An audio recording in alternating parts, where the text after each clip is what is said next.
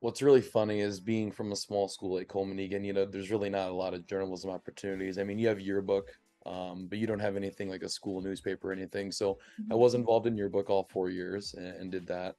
Um, but really, I kind of just went out on my own and did some stuff myself. So I was always public address announcer, which doesn't really pertain to journalism, but by doing that, it kind of started this um, journey where I was always public address announcer and would do stats and do like run our video board and stuff like that.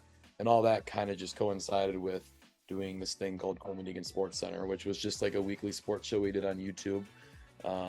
It was just me, I guess, edited, wrote the scripts, did the video. Um, we would just take pretty much video you would see like on your Huddle account, Mhm. that they use for that, and I would take that and do a weekly show. And it was kind of surprising how like being like, oh, I'm just gonna try this out, and somebody kind of pushed me to do it with our athletic director at the time.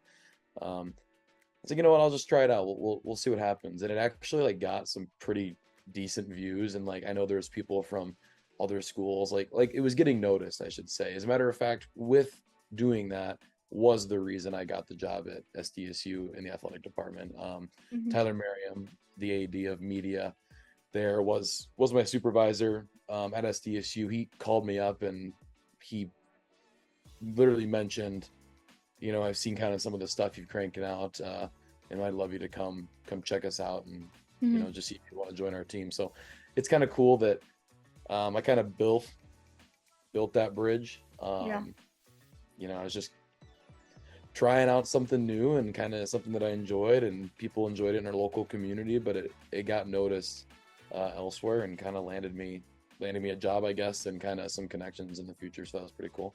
But another thing I Mhm. should add too is I also did a couple media camps in high school, KSFY media camp, which was really cool. Got to go in as a sports reporter and just literally do your own little small newscast, but they really just show what it's like to operate in a newsroom and put together a product like that. And then I did a journalism camp called J Camp, which was with the Asian American Journalists Association, which anybody can do the camp. You just had to apply, and it was in Philadelphia in 2017. And that was a really eye-opening experience. It was a super diverse and just a lot of different backgrounds were there at that camp. So you met a lot of different people. And I still actually have, within the past year, I've talked to a couple people at it now, but for what I know, there's a lot of like stellar people in that camp that went to some big places and some big schools and are working some pretty big jobs right now. So it was cool to do that, meet a lot of people, and just another experience kind of added to that high school journalism experience.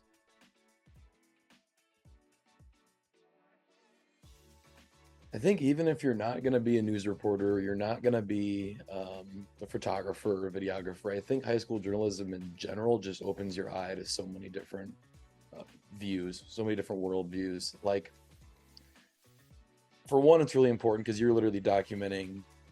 They always say the saying is always like, journalism is the first draft of history. Well, that's Mhm. true even at a local level at your school. And when you're, for example, like last week, the my hometown, Moody County, in Moody County, the historical society there was looking for specific yearbooks they were missing from Coleman High School from whatever 19 whatever it was. And it's just kind of cool that's like they're looking for those because that's a missing part of history. So when it comes to high school journalism, when you're doing yearbook or you're doing newspaper in high school, or even now, I know there's so many schools that have obviously have now shifted to video and a lot do maybe some radio stuff.